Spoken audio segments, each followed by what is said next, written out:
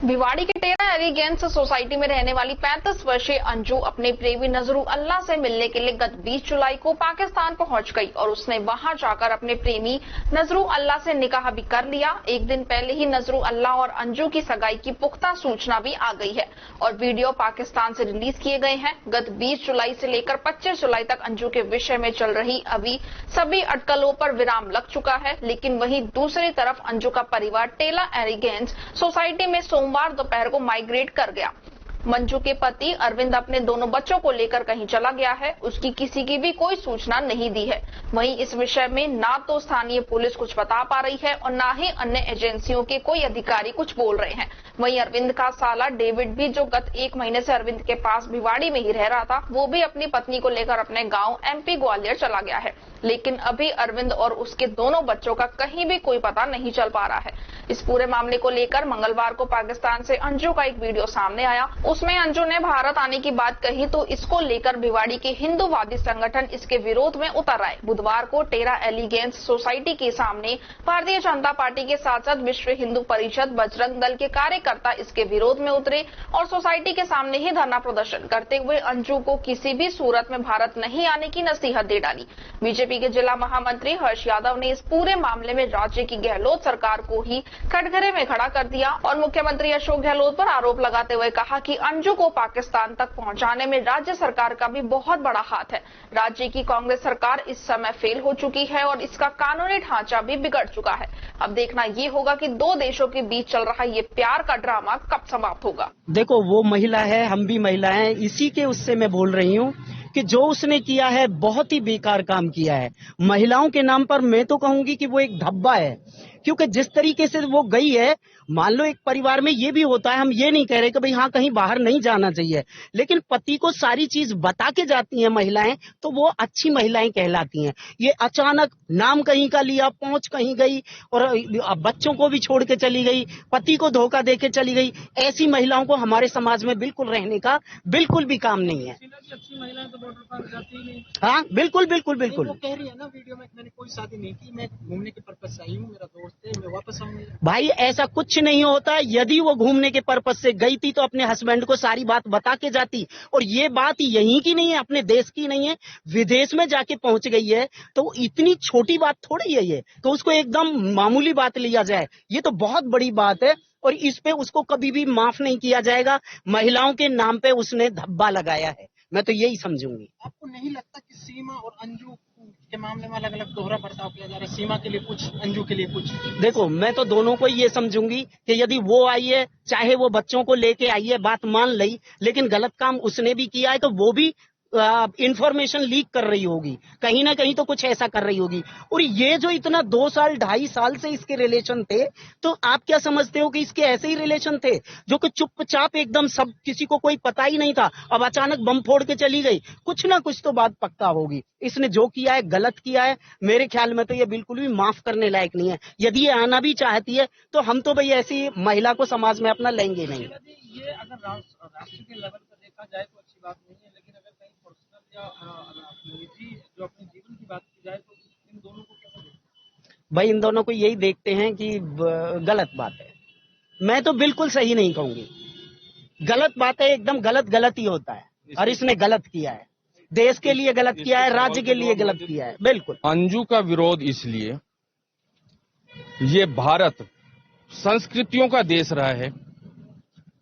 इस देश की संस्कृति सीता माता से शुरू होती है, जिसका अपहरण हुआ, जो रावण जैसे राक्षसी के यहां पर रही, लेकिन अपने स्त्रीत्व की रक्षा करी, पाक साफ रही। हमारी संस्कृति में एक सावित्री माता भी हुई है, जो यमराज से लड़कर के अपने पति को लेकर के आई। और अंजू जैसी महिलाएं इस देश को, इस देश की संस्कृति को विकृत कर रही है और आने वाले समाज को एक गलत दिशा दिखा रही है, दिग्भ्रमित कर रही है। ऐसी पदभ्रष्ट महिला की हम कभी भी समर्थन नहीं कर सकते। हमारी संस्कृति में विवाह जैसे संगठन को, विवाह जैसे कार्यक्रम को 7 जन्मों का साथ माना गया है। आज वो एक गैर मर्द के साथ में मित्रता का दिखावा कर करके पाकिस्तान भागी हुई है, ये हमारी संस्कृति के ऊपर दाग है। अगर वो वापस लौटती है तो क्या आपका रिएक्शन होगा? सीता माता को एक धोबी के कहने के कारण भगवान श्री राम ने परित्याग कर दिया था। वो तो इस तरह से हमारे पूरे समाज को, पूरे देश को लांछित कर करके भाग करके चली गई। उसका किस शब्दों में से हम स्वागत करेंगे? मेरे विचार से ऐसी कुलक्षणा स्त्री को उसका 20 तारीख तक वापिस आने का, तो आना जरूरी है ना, 20 तारीख तक। अब वो आती है नहीं आती है ये उसकी इच्छा पर निर्भर करता है, लेकिन हमारी संस्कृति में ऐसी महिलाओं की जगह नहीं है। और पत्रकार बंधु, हमारे यहाँ पर कहावतें चली आ रही है, समय समय से कहावत चली आ रही है कि माता कुमाता नहीं होती है। आज माता वो कुमाता होगी, अपने बच्चों को यहाँ पर बेआसरा छोड़ करके चली गई। ऐसी माता को संस्कृति वाले देश भारत में स्थान नहीं मिलना चाहिए। आप क्या करेंगे? वो लीगल तरीके से गई है, पासपोर्ट वीजा से लीगल तरीके से वापस आएगी। अगर वो आती तो क्या रहेगा? लीगल बिंदु दूसरे होते हैं, लेकिन सामाजिक रूप से हम ऐसे इंसान को कभी भी बर्दाश्त नहीं करेंगे कि वो हमारे समाज में आकर के और वापिस निर्लजता के साथ रहे। इस तरह से बहुत सारे हमारे बच्चे, बहुत सारे हमारे परिवारों के ऊपर विपरीत प्रभाव पड़ेगा। हम उसको सामाजिक रूप से चाहेंगे कि उसका सामाजिक रूप से बहिष्कार हो। हर जी बड़ी बात यह है कि यहाँ पर जो सीमा है वो घुसपैठिया है, लेकिन फिर भी मोदी जी की जैसे दिग्गज प्रधानमंत्री के देश में उसको हम पनाह देकर रखे हैं। और वो जो लीगल वे में गई है, वो फिर भी वहां से ये बातें आ रही है कि वो 20 तारीख को पाकिस्तान छोड़ देगी या 20 तारीख तक उनका वीजा है। क्या कहेंगे इसमें? मेरा पहला सवाल राजस्थान की सरकार गहलोत सरकार से है। उनकी साइबर सेल फेल हुई कि उनकी नाक के नीचे इस तरह की योजनाएं बनती रही। दूसरा, आप लोगों ने अगर देखा हो तो उस महिला ने वहां से पाकिस्तान से बयान दिया है कि मेरे जो लॉकर में रखे हुए पेपर हैं वो किसी को मत दिखाना। अब पता नहीं ये किस रूप में इसको दिया जा रहा है। हमें तो साफ सीधा संदिग्ध लग रही है कि वो कुछ ना कुछ खुफिया काम यहां से कर रही है, खुफिया सूचनाएं दूसरे हमारे दुश्मन मुल्क को दे रही है। आपको लग रहा है कि अगर वापस आएगी देश के लिए खतरा है? बिल्कुल देश के लिए खतरा है। जब वो अपने परिवार की नहीं हो सकी तो वो देश की कहां से होगी? पता नहीं वो वहां पर जाकर के क्या क्या कर करके आई है। तो आपको क्या लगता है, जैसे आपने गहलोत सरकार के ऊपर आरोप लगाया, IB है, CID है, इंटेलिजेंस, उनको क्यों नहीं कान गहलोत अगर पाकिस्तान जाता है तो वो ऐसी कंट्री है, वेरिफिकेशन किया जाता है, उसका क्या रीजन रहा, कहाँ चूक? मैं इसमें आप लोगों को बताना चाहूंगा, एक तो उसका पहला संदिग्ध बयान आया है कि मेरे डॉक्यूमेंट्स, मेरे जो कागज रखे हुए हैं वो किसी को नहीं दिखाने। इस एंगल पर जांच होनी चाहिए। दूसरे नंबर बात, वो अपने परिवार को दिग्भ्रमित कर करके गई है, परिवार से झूठ बोल करके गई है। हमारी रीति रिवाज में ये होता है, जब 7 फेरे होते हैं या हमारा किसी के साथ विवाह होता है तो आपसी एक दूसरे के ऊपर विश्वास के साथ में ये विवाह होता है। उसमें 7 वचन भी दिए जाते हैं, वचन भी भरे जाते हैं कि मैं कोई बात नहीं छुपाऊंगी।